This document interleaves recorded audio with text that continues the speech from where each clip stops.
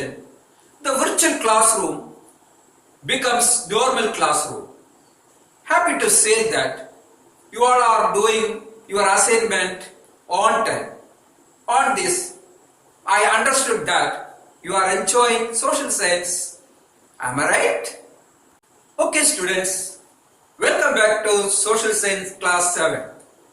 In the last class, we have discussed about arrival of the Europeans and their impact in India.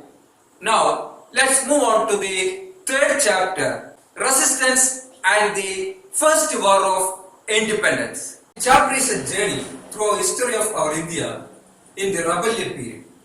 Make the chapter easier, we can divide the chapter 5 divisions. The first division is farmer, weaver, craftsman and tribals. The rule of British against farmers, weavers, craftsmen and tribals. The second division is the uprising. The third division is the Santhal rebellion. Fourth division is the rebellions in Kerala. The fifth and final division is the First War of Independence 1857. Let's discuss the first topic, against the farmers. Farmers were against the British rule. Why they were against British? There is a story behind it. Thumb of the Nagodas. Nagodas were the sericulturists of Bengal. Weavers from various countries came to buy the silk they produced. When Bengal came under the ruler of the English East India Company, the officials began to exploit the Nagodas. They were compelled to do weaving for meager wages. They were made bound laborers of the company, denying opportunity to seek any other means of livelihood. They were forced to live like a slave under the company. The workers who were not willing to obey were tortured. Their properties were seized.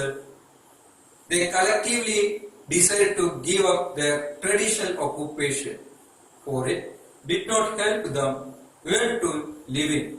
Hence, they decided to cut off their thumbs as a protest against the policies of the East India Company. Now, you come to know the protest of the Nagodas. This was not an isolated event. The company rule oppositely affect all the workers, those who are engaged in traditional occupation. There were uprising in different parts of our country.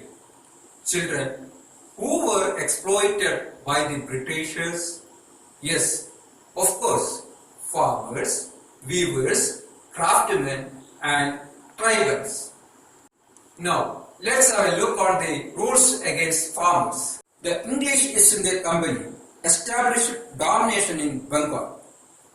Then, the company turned its attention to the agricultural sector because the fields of Bengal was very fertile. The company realized that they wanted to exploit the wealth in the agricultural sector. They adopted different strategies to exploit the agricultural sector in India. So, my dear children, what were the strategies adopted by the British on the farmers? Let's have a look. Levied heavy tax on farmers.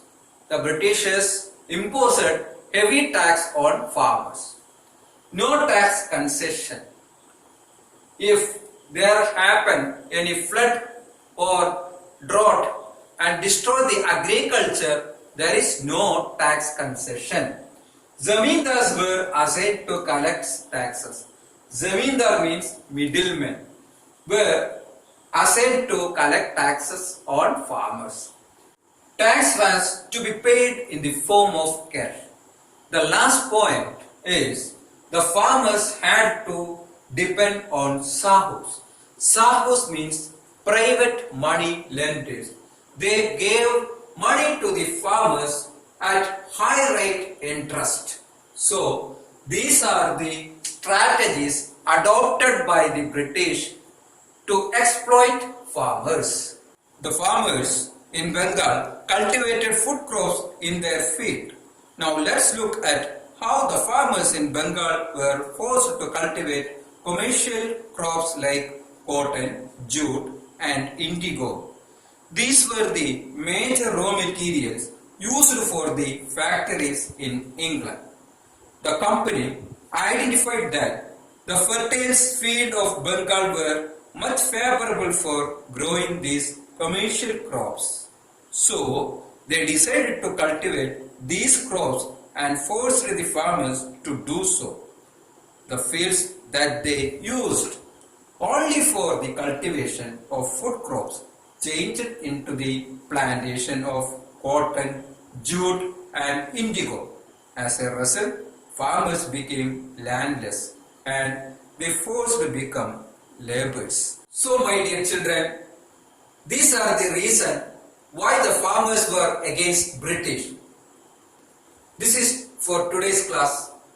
I hope you all have understood the topic well. I will meet you soon with a new topic.